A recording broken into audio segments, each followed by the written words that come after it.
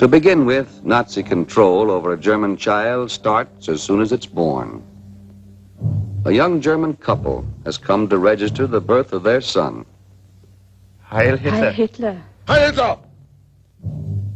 Herr Standesbeamte, wir möchten unseren Jungen anmelden. Unseren Erstgeborenen. Gib alle Geburtsscheine. Ja, hier sind unsere.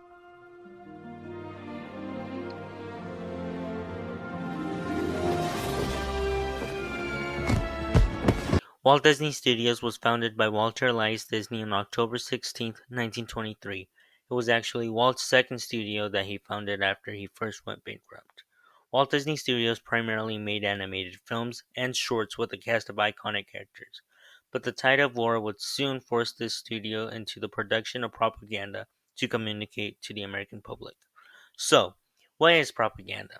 Well, as defined by the Oxford Advanced Learner's Dictionary, propaganda can be linked to ideas or statements that may be false or exaggerated and that are used in order to gain support for political leaders or events.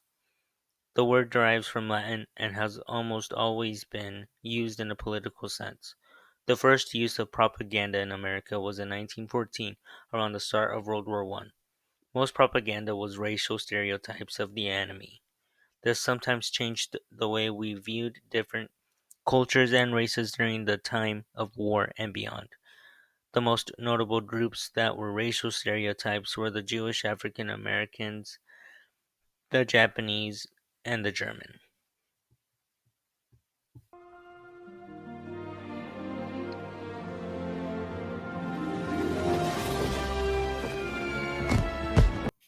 Nearing the end of the Great Depression, Walt Disney Studios had lost many of its animators due to pay cuts and strikes. At the start of World War II, Disney Studios was used as defensive fortification for housing troops and planes during air raids. This led to Disney making a deal with the government where they would make training films and public propaganda. The first political Disney cartoon altogether was shown in 1941. Around late 1941, early 1942, Disney started making insignias for all branches of the military for free that had Disney characters on them. The demand for these insignias grew to the point where they needed a 5% unit work. By 1943, more than 90% of Disney work was for the government. Out of all of Disney characters, Donald Duck was singled out by the public as the most used character. Most of Disney's animations were meant to boost the public's morale, though very few were just dark films that showed what it looked like behind enemies' lines. Disney decided to call all of the films from this time psychological productions instead of propaganda films. These films actually didn't produce as much money as expected due to many reasons.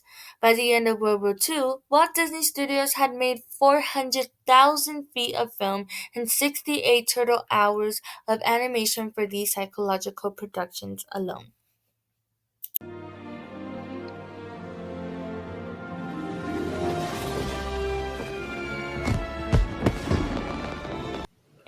Disney had partnered with several government programs to educate as well as encourage the public.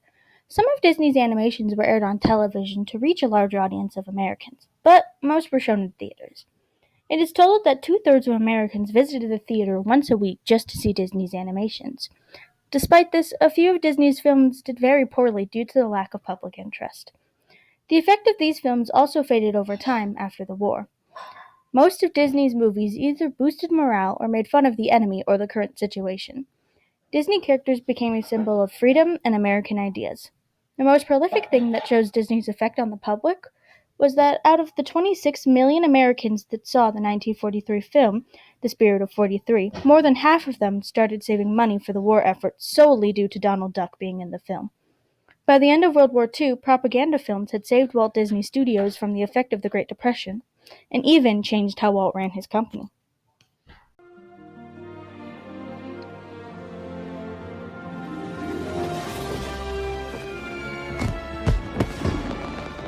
The 2021 National History Day theme of Communication History, the Key to Understanding in Many Ways.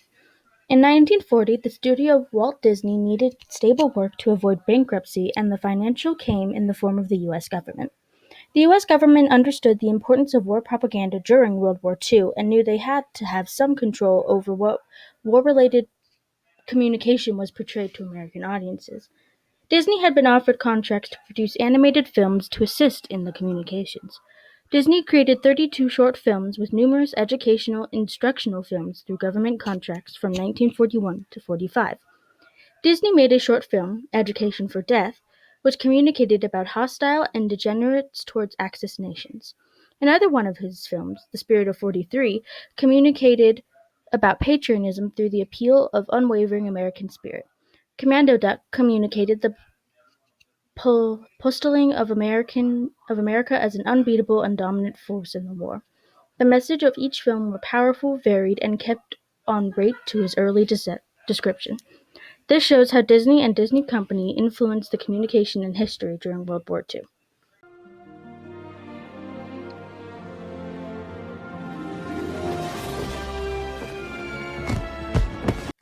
So just to recap, propaganda is a false or exaggerated statement or idea that is used in a political sense for a number of purposes. Walt Disney Studios was founded on October 16, 1923. America entered World War II on December 7, 1941. Around the start of the war, Disney Studios were used by the government for troops and planes. Around this time, Disney entered a contract with the government to produce propaganda films. The first Disney propaganda film was released in late 1941. Many more films were followed. Most of these films produced a good reaction and gained quite a lot. Around early 1942, Disney started creating costume insignias for free. By the end of World War II, Disney had produced 32 propaganda films, which totaled 68 full hours of film. These films were also able to save Walt Disney Studios and even change the way Walt ran his company.